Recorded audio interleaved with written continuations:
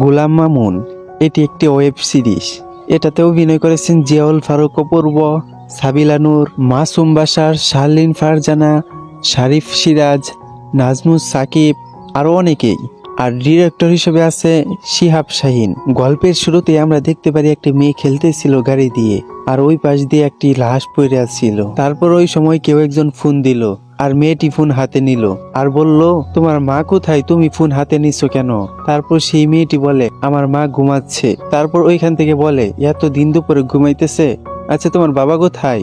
তারপর সেই মেয়েটি বলে, আমার বাবা তো বাসায় নাই। তারপর সেইখান থেকে বলে, আচ্ছা তোমার মাকে ডাক দাও। কিন্তু মেয়েটি বলে, মা তো মরে গেছে, আর তো উঠবে না। তারপর আমরা দেখতে পারি 6 ঘন্টা আগে কি হয়েছিল। 6 ঘন্টা আগে গোলাম মামুন আসতেছিল। সে সময় গোলাম মামুনের কাছে একটা মেসেজ আসে, বি কেয়ারফুল। আর গোলাম মামুন যাচ্ছিল সাকিবদের বাসায়। সাকিব হচ্ছে ওই মেয়েটার বাবা। সেই যে সাকিবদের বাসায় যাচ্ছে, সেটা উপর থেকে একটি লোক দেখে ফেলে। আর গোলাম মামুন ভিতরে ঢোকার পর সাকিব সাকিব বইলা ডাকতে থাকে, কিন্তু কেউ কোনো সাড়া দেয় না। আর তারপর পিছন থেকে কেউ একজন আক্রমণ করে, আর সে নিজেকে বাঁচানোর জন্য ফাইট করে।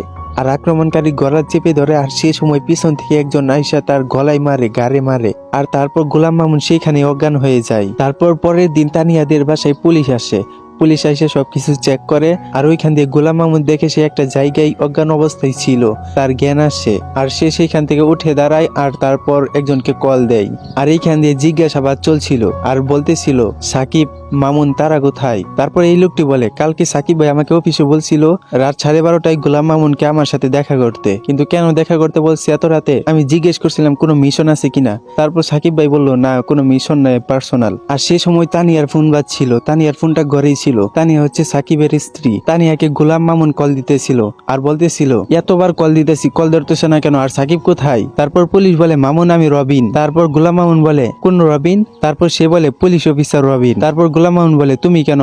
তারপর সেই রবিন অফিসারটি বলে, তুমি তানিয়াদের ফ্ল্যাটে আসো, তারপর বলতেছি সবকিছু। আর ওদিক দিয়ে সাবিলা নূর ও পুলিশ অফিসার, সে এলাকার মানুষদেরকে জিজ্ঞাসা করতে থাকে।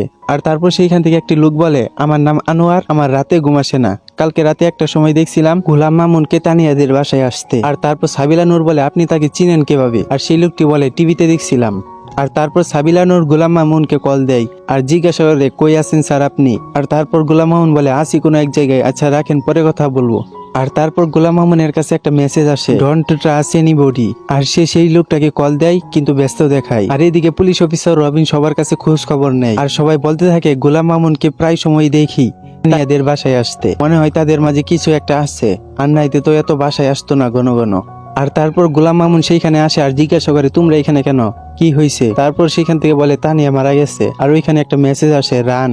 তারপর গোলাম মামুন উপরে যায়, আর রবিনের সাথে দেখা করে, কিন্তু রবিন বলে, তুমি রাতে কোথায় ছিলে? তারপর গোলাম মামুন বলে যে আমি বাসায় ছিলাম। আর রবিন অফিসার আরো অনেক কিছু জিজ্ঞাসা করে। আর তারপর রবিন বলে, আচ্ছা চলো, তোমাকে স্যার আমার সাথে যেতে বলছে। গোলাম মামুন যেতে চাই না। তারপর রবিন স্যারের সাথে কথা বলিয়ে দেয়। তারপর সে ওইখানে যায়, আর ওইখানে গিয়ে বলে, আমি খুনটা করি নাই, আমি কিছু জানি না। তারপর সাবিলানুর একটা পিক দেখায়, আর গোলাম মামুন বলে, হ্যাঁ এর সাথে তো আমি হাতাহাতি করছিলাম, কিন্তু আমি তো খুন করি নাই। তারপর রবিন বলে, হাতাহাতি করছো, তারপর খুন করছো?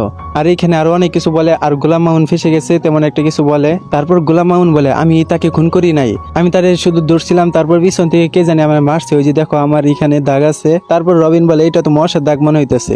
এটা নিয়ে তাদের মাঝে কথা কাটাকাটি হয়। তারপর রবিন আরো বলে, তোমার বিকাশে টাকা আসছে অনেক, তুমি খুন করছো, তারপরে তোমার টাকা দিছে, এইসব বলতে থাকে। আর আরো বলে, ওই লোকটার গায়ে তোমার ফিঙ্গারপ্রিন্ট পাওয়া গেছে। আর তারপর গোলাম মামুন বলে, আমি তার গলায় ধরছিলাম, কিন্তু তারপর গোলাম মামুন বাইচা গেছে, এইখানে ফাইসা গেছে সে। তারপর তার একটা রুমে রাখা হয়, আর তার কাছে যা যা আছে, মোবাইল, মানি ব্যাগ, তার সব নেয়। আর সাবিলানু জিজ্ঞাসা করে, স্যার আইডি কার্ড? তারপর গোলাম মামুন বলে, জানি না, কই জানি পড়ছে। আর তারপর দেখানো হয় একটা গাড়িতে একটা লাশ পাওয়া যায়, আর ওইখানে একটা আইডি কার্ড পাওয়া যায়। তারপর তারা দেখতে পারে এটা গোলাম মামুনের আইডি কার্ড। আর তারা বলতে থাকে, গোলাম মামুনের আইডি কার্ড এখানে আসলো কেমনে? আর তারপর গোলাম মামুন সিজন 1 এর প্রথম পর্বটি এখানে শেষ হয়।